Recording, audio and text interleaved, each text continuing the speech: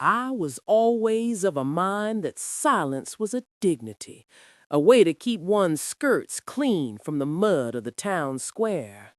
I'd tell anyone who'd listen, and plenty who wouldn't, that I didn't have a lick of use for the machinery of government.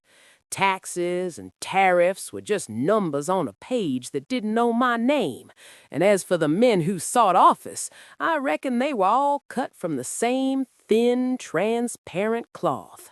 Whether a man laid his hand on the King James Bible, the Koran, or a thumb-worn Sears wish book to swear an oath to do absolutely nothing worth doing, it was all the same performance to me. I didn't care for the politics.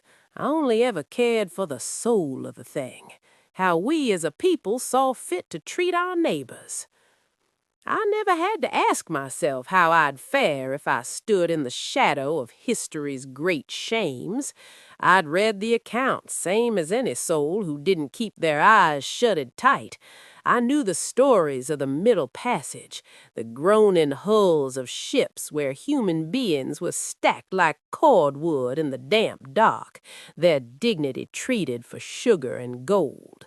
I'd seen the maps of the Trail of Tears, imagining the soft thud of Cherokee feet treading into the frozen mud, driven away from their hearths by cold, legalistic cruelty. I'd lived through the seasons when the ghosts in bedsheets rode out under the cover of the moon, burning crosses to illuminate their own cowardice. I'd seen the grainy newsreels of the Holocaust, the methodical, mechanical madness that turned the sky gray with the ash of millions. And I watched the long, tide march of the civil rights struggle, where the fire hoses and the dogs tried and failed to wash away a person's God-given right to stand tall. I even watched the slow grinding gears of the ERA, wondering why it took so many words and years just to admit that a woman's heart beats with the same weight as a man's. If you've lived as long as I have, you saw it all too.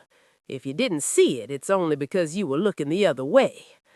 I always called myself a pacifist, a person of peace and quiet, but in the secret, honest corners of my mind, I knew exactly what I'd do if the wolf came to the door.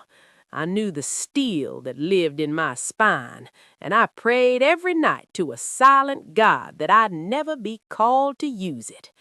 But now the call has come, and I find the house of my body is falling into ruin. I want to be out there in the dust, in the heat.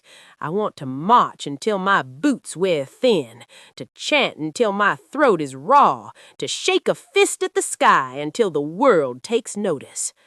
March? Lord, I find myself praying just to make the journey across the parlor.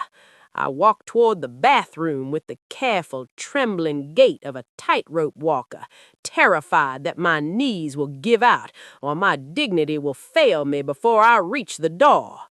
So I ask you, what is a person to do when the spirit finally finds its fire, but the hearth has grown too cold and brittle to hold the flame? How do I serve the truth now when I can barely serve myself?